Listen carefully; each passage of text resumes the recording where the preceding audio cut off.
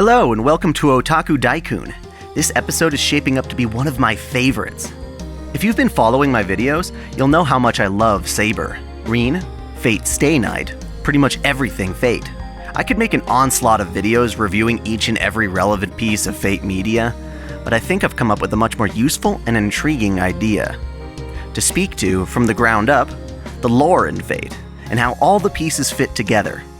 As such, I won't necessarily be speaking about any one work or adaptation, but the canon of the universe as a whole. We'll be zooming in and out of the entire picture to address individual ideas and their relevance to the lore. If you insist on knowing my review recommendation, I'd say that the ufotable adaptations of Fate Zero and Unlimited Blade Works are absolutely legendary. At this point, you should watch them both in either order. I personally started with the 2006 anime created by Studio Dean. For all the hate this particular adaptation gets, it's still what got me into it all, and I hold it dear to my heart. To that end, any other work, besides maybe Prisma Ilia, can be recommended as amazing. Even if you think it's not your thing, give it a shot to see for yourself, as the Fate series certainly earns its reputation. From here on out, I'll be spoiling the series like crazy, but only in an effort to reveal more about the universe than one might get from a single watching. I'd recommend getting your feet wet first, then coming back to this video to expand your knowledge. I won't lie, I'm quite indebted to the Type Moon Wikia and all of its contributors for creating a thorough encyclopedia of the franchise, but my video will be different in that I'll be giving a no bullshit, in a nutshell, layman's terms explanation of it all. Regardless, it's still pretty geeky. So let us commence. The first thing to reveal here is that the Fate series is part of an even larger canonical universe, often referred to as the Nasu-verse, named after the Type Moon writer Kinoko Nasu. It includes other works such as Tsukihime and Kara no Kyokai. To that end, you could technically see characters like Saber and Arcuade fighting each other, and it wouldn't be outside the bounds of their universe. Let's get basic. What the hell is Fate? It all started when the software company Type Moon created the visual novel Fate Stay Night in 2004. A year later, they released a second visual novel, Fate Halo Ataraxia. Another year later came a prequel, a novel called Fate Zero. This is the main canon of the franchise, but there have been many spin-offs to come out ever since. These include the light novel Fate Apocrypha, the mobile game Fate Grand Order, the video game series Fate Extra, the comedic parody Carnival Phantasm, and the magical girl story Fate Collide Liner Prisma Ilia. For the sake of this video, I'll only talk about the main trilogy, but many of its ideas and themes carry directly into its expanded universe. The only two in the main trilogy to get adapted thus far have been Fate Zero and Stay Night, combining to have 3 anime series and an animated movie between them, with another ufotable film in production for 2017. The surface-level premise of Fate Stay Night is that mages engage in a battle called the Holy Grail War, in which 7 mages summon epic heroes to their side to fight for the opportunity to have the Holy Grail grant the winner's wishes. As such, one of its main appeals is the actual competition and the fighting between legendary heroes of the past, living up to their myths quite spectacularly in a modern setting. You'll notice quite quickly that there's way more than that beneath the surface, and I plan to get to the bottom of it all for you. Fate takes place in a world where magic, monsters, miracles, and the like actually exist. In fact, before the modern era, there was the Age of Gods, in which godlike beings formed from human worship and greatly influenced the world around them. During this time, beings like Medusa or the Lady of the Lake actually embodied the legends that surround them today. The gods weakened their influence, such that the modern era no longer notices or knows about them. Hence, they've turned to myth. Regardless of the time, however, there have been practitioners of magecraft who strive to make the impossible possible by channeling mana within themselves to shape their surroundings. Let's zoom way out to examine the foundation of Fate's world. There exists in the Fate universe a metaphysical place known as Akasha, the root of all existence. The root is where all souls originate from and return to. It also serves as a record of all past, present, and future events occurring in the infinite number of possible realities. Calling it the core of the universe is fairly accurate, if not an understatement. This is significant because reaching the root is the pinnacle ambition for a magus. Traditionally, Magi covet the root, much the same way as Buddhists strive to reach nirvana. Then there's the earth and development of mankind, which has been guided by two different forces, known collectively as the deterrent force. Gaia, the will of the planet to survive, and Alaya, the will of humanity to avoid extinction, act naturally to steer the fate of the earth and its inhabitants. When the earth or humanity are in danger, the deterrent force responds to quell the threat in varying ways. This becomes relevant to fate because the deterrent force often kicks in to prevent individuals from reaching the root. The sheer amount of power it can bestow is deemed by the planet itself to be too dangerous for mortal minds. Alas, in order to reach the root, a Magus must somehow bypass the deterrent force. If the Fate universe were a game of Super Mario, then Mario would be a Magus, reaching the princess would be the root, and all the Goombas, Koopas, bottomless pits, fireballs, that little shit Lakitu, and Bowser himself would all be the deterrent force. One of the many ways mages came up with to reach the root was a ritual called Heaven's Feel. It was originally founded by the great mage families of Tosaka, Mato, and Einsburn in the year 1800. Once a method to reach Akasha was created, the families invited 4 other magi to participate, bringing the total to 7. Generally speaking, the ritual involves 7 magi summoning 7 servants. Originally, by gathering the servants into the Grail and returning them to the root together, they would form a pathway directly to the root. This required all 7 servants to be defeated, gathering their mana into what they would call the Lesser Grail, which is actually nothing more than a golden vessel for mana. The real goal was to use that golden cup to summon the Greater Grail, a literal hole leading to Akasha. The ritual was ultimately a failure, as the families wound up fighting amongst each other rather than cooperating. This was the first Holy Grail War. The way the Grail was constructed allowed it to manifest recurrently when sufficient mana had been gathered, meaning that the ritual would recur throughout history. 60 years later, the ritual itself became nothing more than a competition between mages to have their wishes granted by using the gathered mana from defeated servants to cause a miracle. The part about reaching Akasha really took a back seat in favor of the Battle Royale. Fast forward to the 1930s, when a third Holy Grail War took place. This one was special, however, namely because the Einsburns interfered with their summoning ritual. Attempting to gain an edge on the competition, they summoned a Zoroastrian deity known as Angra Mainyu. Supposedly, Angra Mainyu was a simple villager. To take the guilt of being evil and doing evil things off of themselves, the villagers declared him to be the source of all evil, blaming him for all of their evils. They tortured him for all his life, making an ordinary person carry out the burden of everyone else's sins. To that end, Angra Mainyu was filled with hatred for the world. Once he was defeated early in the Third Grail War, he became one with the Grail, but wound up corrupting it from the inside. From then on, the Grail would be capable of summoning anti-heroes and would only grant wishes through destruction and despair.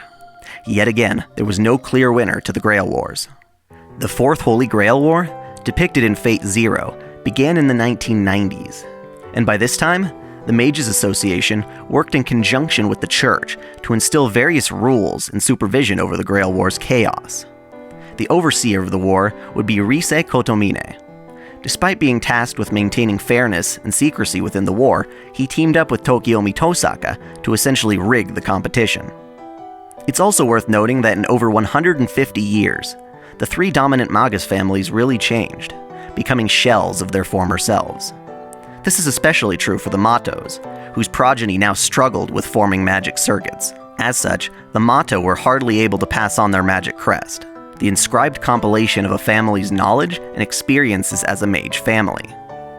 By now, the goal of reaching the root was really only a concern to the Tosaka family. This is the first chronological moment we get to see an actual Grail War. When the Grail begins to emerge, it chooses 7 magi to compete as masters, bestowing upon them 3 command seals apiece. They tend to manifest on the hand and arm in the shape of a tattoo of sorts. It appears the Grail always chooses a master from each of the 3 families, but the other 4 are chosen according to the Grail's will, starting with prominent magi, and then filling the ranks more randomly when fewer options are present. This time round, the masters are as follows: Kiritsugu Emiya, representing the Ainsburns, Tokiomi Tosaka of the Tosaka lineage, Karia Mato, representing the Mato family, the young student Waver Velvet, his teacher, Kenneth Archibald, Kirei Kotomine of the church, and Ryunosuke Uryu, a non-magus who coincidentally summoned his own servant. We'll take a look at them soon, but for now we'll look over the actual summoning ritual. Generally, when summoning an epic hero for a servant, the Grail tends to select servant-master pairs that share similar traits. This is how Ryunosuke was able to summon Bluebeard. The two of them share a taste for human suffering and despair. However, by using a catalyst during the process, it's possible to summon a specific servant over all others. We see this when Kiritsugu literally uses King Arthur's scabbard, Avalon, to summon the king herself. Karia, thanks to Zokin's advice, alters the ritual to intentionally summon a Berserker-class servant. Essentially, masters and servants are not paired up randomly or without reason. Now, I mentioned classes. Turns out that the servants of any Grail War fall into one of 7 different classes that influence their abilities. There are sabers, who excel in close quarters combat, archers, who specialize in ranged warfare, riders, who are known for their unique mounts or vehicles, casters, who are often magi themselves, berserkers, who sacrifice their rationality for raw power, lancers, who fight with thrusting weapons, and assassins, who specialize in stealth and quick killing. Some epic heroes can be summoned into different roles based on their myriad talents, but others, like Arturia Pendragon, are almost always summoned into the same class due to their specialties. The command seals given to the competing mages serve as an emblem of the Master-Servant Pact, but they also have 2 functions. The first, most common use, is to use one of the 3 command spells to force one's servant to obey an order. The more specific, the more successful the seal will be. The other, less conventional use is to sacrifice one's command seal in order to boost the servant's abilities. Now, Kiritsugu Emiya is more or less the protagonist of Fate Zero. As a child, his father was aiming to research immortality when things went awry and their village became contaminated by ghouls. Upon discovering that his own father had caused such chaos knowingly, Kiritsugu killed his father and became an apprentice to his new mentor, Natalia. The two worked as mercenaries, using espionage, tactical advantage, and weapons tech in order to hunt criminally declared mages. Even as a child, Kiritsugu longed to rid the world of suffering and evil, but learned through his apprenticeship that achieving world peace was impossible without a miracle. He learned that saving someone often came at the cost of killing others. He adopted a very utilitarian form of justice to sacrifice the few for the sake of the many. To avoid such sacrifice, he decided to actually strive for a miracle. As such, he offered his talents to the Ainsburn family to not only win the Grail, but to use his wish to force world peace. The Ainsburn family specialized in the creation of homunculi, artificial humans. They normally used their magic to create a vessel for the Grail to inhabit as war progressed. But this time, they stepped up their game by designing a conscious homunculus capable of protecting itself from the danger until it could be sacrificed to become the Grail's vessel. This homunculus was Irisveal. For her, it's important to realize that Ainsburn homunculi age quite differently. When she was first created, she was essentially a mindless doll. In fact, most of what she knows is due to interacting with and learning from Kiritsugu. Ultimately, the two fell in love despite the harsh truth that Irisveal would one day be sacrificed to become the Lesser Grail. Knowing this, Irisveal and Kiritsugu have a half-human, half-homunculus daughter to give them hope for the future. This child, Ilya, would be able to live beyond her mother, in part so that Kiritsugu wouldn't be completely alone.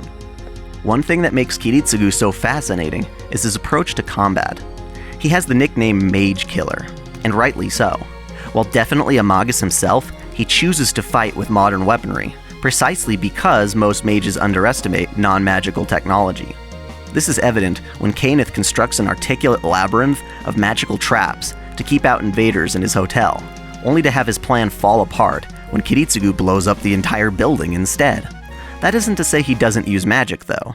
When in real danger, Kiritsugu can use his mana to slow or accelerate his own internal movements, giving him the advantage of speed in combat, as well as the ability to slow down his heart to avoid detection. The most dangerous weapon in his arsenal, however, is the origin bullet. Now, the idea of an origin is incredibly important to certain parts of the Fate universe. Turns out that every living being has what's called an origin, the aspect that slipped out of the root and took material form. Origins all carry with them certain traits or defining characteristics, often being concepts or ideas. Think of an origin as an intrinsic feature buried within each living entity. Depending on the individual, one's origin can greatly influence one's behavior or abilities, or remain buried. Kiritsugu, for instance, has the origin of severing and binding. It's a basic concept that, when applied correctly, can be very significant. His origin bullets are bullets made from parts of his ribs, each containing a small part of his soul. Should a Magus get hit with one of these bullets, especially when utilizing their magic, the bullet will sever and reconstruct their magic circuits, such that they'll never function properly again. He uses one of these limited bullets to permanently cripple Kaneth during the war. It's obvious by now that Kiritsugu isn't a conventional Magus, and in return, does not function as a traditional master during the war. Preferring espionage and tactical surveillance to direct confrontation, Kiritsugu allows Irisfeel to provide their servant with necessary support, leading masters in the war to think that Irisfeel is Saber's master, when her actual master lurks in the shadows. Another thing to note about Kiritsugu is his relationship with Maya, his accomplice. Turns out he made her into his apprentice when she was younger, and they apparently share a lustful bond. It seems Irisfeel is okay with this, understanding that, for as much as he loves her, he is racked with grief that Maya helps him manage. Given his goal of world peace, it's no wonder that Kiritsugu would covet a miracle from the Grail. But if you recall, the Grail had been horribly corrupted by Angra Mainyu. When Kiritsugu makes contact with the Grail, it puts his methods into question, presenting him a dilemma between two boats. In the event that only one boat could survive, Kiritsugu would always choose the boat with the most people. However, if the surviving boat were to split up and recreate the dilemma, his choice would remain the same. Eventually, Kiritsugu would have to allow the vast majority to die in favor of saving the few. Essentially, the Grail would not be able to force world peace, especially not while corrupted, and while Kiritsugu himself could not imagine a method to create that peace. Discovering the Grail's corruption and dangerous potential, he orders his servant to destroy it. Of course, his servant is none other than King Arthur, summoned into the Saber class. Kiritsugu was provided Excalibur's scabbard, Avalon, as a catalyst for the summoning. When they first met, Kiritsugu had qualms with the fact that the legendary King of Knights was actually a woman named Toria Pendragon. Turns out, they would never get along. For a more detailed analysis of her abilities, check out my Female Anime Warriors episode. For this video, we'll be addressing the strange implications of a female Arthur. Perhaps the first question most people wonder is, if Saber's a girl, what was the point of Guinevere? Weren't they married? It seems Saber always ruled the kingdom as though she were a man, and her sex was irrelevant. For political reasons, Saber and Guinevere married as a formal gesture only. Guinevere and her best knight Lancelot were in love and having an affair. She knew of this and allowed it to be until the affair went public, and to preserve order, Toria had Guinevere executed. The other question remains, what of Mordred, Arthur's illegitimate child? According to Fate lore, due to being unable to produce an heir, Merlin used magecraft to grant Artoria the ability to release sperm. I'm gonna guess Merlin made her into a temporary futanari. During this time, her sister, Morgan Le Fay, enchanted her and took some of that Saber sperm. Morgan used it to impregnate herself, giving birth to Mordred, a near-identical clone of Artoria. From a history of rejection, being treated unworthy to inherit the throne, Mordred turned against Artoria, and the two of them fought in the Battle of Camlan. While Artoria won, killing Mordred, she was left with a fatal wound that later took her life. Everything else falls snugly into place regardless of the king's sex. After being raised by Merlin in place of her father, Uther Pendragon, Artoria was the one to become king by drawing Caliburn, the sword and the stone. From that day forth, she would no longer age. She was later bestowed Excalibur and Avalon from the Lady of the Lake. Avalon's blessing made Artoria more or less invincible during most of her battles. The only reason Mordred's blade caused her death was because Avalon had been stolen prior to battle.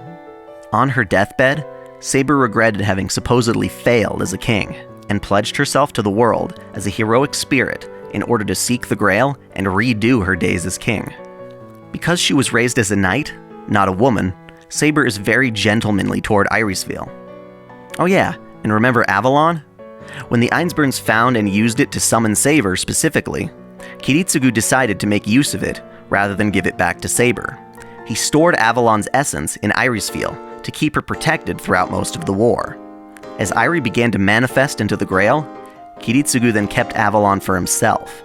As the Grail War progressed, Airi began to lose strength in her body. She would soon become the Grail's vessel. Around this time, Kiritsugu had Airi and Saber move to a large Japanese-style estate for the remainder of the war. On that estate was a small shed in which Airi had Saber carve a magic circle for her workshop. This will be relevant later. It's time to talk about Kirei Kotomine. I've already said plenty about him via my Disturbing Anime Villains episode, but there are some interesting things to note beyond his villainy. Right from the get-go, Kirei and Kiritsugu are shown to be rivals, as they each recognize the other as the most formidable opponent in the Grail War. This is likely because both of them function as mage killers in their own right, Kiritsugu offing targets declared by the Mages Association, and Kirei serving as an executioner for the church. While he supposedly practiced righteousness under his father, and for the church, he's always had a much darker side that later reaches the surface. When I first watched Fate Zero, I thought Kirei was a frickin' overpowered cheater. We see him literally taking bullets and not dying, the impacts just glancing off. This is because his combat style involves channeling mana within himself to enhance his physical capabilities. From the start of the war, Tokiomi Tosaka and Risei Kotomine were planning on cheating, justified under the idea that the Tosaka family was the only one still coveting the Grail for its original purpose. They prepped Kirei to become a master, and intended to have him secretly work for Tosaka to gain an advantage in the war. It's fortunate, then, that Kirei would summon a servant of the assassin class. This servant, the 100-faced Hassan, took advantage of his multiple personality disorder to kill more efficiently. As a heroic spirit, this manifests in the form of having multiple versions of himself. A small army, if you will. Kirei takes advantage of this to stage his servant's defeat, when in actuality, only one of his servant's many forms was killed. He pretends he's out of the competition and seeks refuge at the church with his father, secretly helping Tokiomi from the shadows. Why help Tokiomi? We've already established that, of all the original mage families conducting Heaven's Feel, only the Tosakas still care about reaching the root. When Tokiomi summons Gilgamesh into the archer class, they do not get along well at all. Gilgamesh is a man of worldly desires, basking in the material world he treats like his own property. As such, he shows little to no interest in the root, or anything immaterial, and finds Tokiomi to be incredibly boring because of it. This is partially why Gilgamesh ultimately convinces Kirei to murder Tokiomi and form a pact with him instead. Ah, Gilgamesh, you twisted bastard. In his heyday, he was known as the King of Heroes, and was said to have owned everything on the planet. This is an attitude he carries to this day. He treats all beings other than himself lesser and inferior, but among them he respects his more valuable subjects. At first, he feels he has everything he wants, and fights for the Grail only to keep others from defiling what is already his. The exception to this is Saber, who he begins to desire as his wife, hoping to subjugate her as well. Most people who encounter him in the Grail War are surprised by his awesome abilities. For epic heroes participating as servants in the war, each one has what's called a noble phantasm, which is more or less a special attack or unique ability tied to their legend. Gilgamesh, however, appears to have far more than one noble phantasm, possessing thousands of blades he can launch or wield at will. It seems like he's cheating the system, but he's really exploiting a loophole of sorts. Gilgamesh's noble phantasm is not any one item, but rather his entire collection, that he accesses via the Gate of Babylon. Seems OP, and it is, like wishing on a genie for more than 3 wishes. Perhaps the 2 most powerful items in his collection are the Chains of Heaven and Ea. The Chains of Heaven, known as Enkidu, are capable of binding even the strongest of servants, such as Iskander the Great and Hercules, rendering them virtually defenseless. Ea is a special sword only he can use, and has never been passed down to any other heroes. With it, he can use Enuma Elish, the single most powerful skill in his arsenal, which tears up the fabric of reality to destroy worlds. He only uses it on those he considers to be truly worthy of its glory. Generally, Gilgamesh's biggest weakness is his own hubris. This bit's crazy, but it turns out Gilga even has his own airship inside the Gate of Babylon. He only uses it once, but its name is Vimana, an ancient flying vehicle that is, of course, as gold as everything else he adorns himself with. I love gold! My next topic deals with the Mato family. I mentioned before that the Mato bloodline was running dry with capable mages. As such, they had no heir who could actually compete in the Fourth Grail War. Turns out that the Tosaka family had not one, but two candidates for heir, Rin and Sakura. Normally, a Magus family would only pass on their magic crest to one heir, so Tokiomi found it convenient to allow the Mato family to adopt Sakura.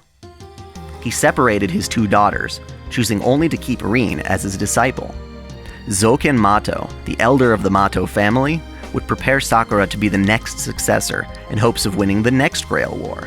This is incredibly tragic, as the Matos condition their mage candidates through the use of crest worms that incubate in one's body and consume magical energy. Sakura winds up having these creepy-ass things incubate her body for 11 years. In hopes of preventing this, Kari Mato, who had left the family in disgust despite being capable of performing as a magus, pleaded to Zoken to halt Sakura's conditioning by joining the Grail War himself. Zoken agrees to this and begins forcibly preparing Karia with crestworms instead, doing a bit of a rush job to prep him for the Fourth War. This drastically reduces Karia's lifespan and causes him immense pain. He feels it's worth it, however, as he's deeply in love with, one-sidedly, Tokiomi's wife Aoi. As such, he wishes to protect Sakura as Aoi worries for her own daughter. He dreams of uniting the sisters and earning Aoi's affection. Clearly, this never comes to pass. Karia's berserker servant is actually Lancelot, who's consumed by rage after betraying Toria in hopes of saving Guinevere from her execution. Essentially, Lancelot blames himself for Toria's downfall, and cannot forgive himself because Toria did not blame or punish him. On the topic of magic bloodlines, we have Waver Velvet, who studied magecraft at the Clock Tower, despite having come from a fairly weak mage lineage. Regardless, he discovered that a mage's potential wasn't completely determined by bloodline, and one's skill could be improved through diligent effort.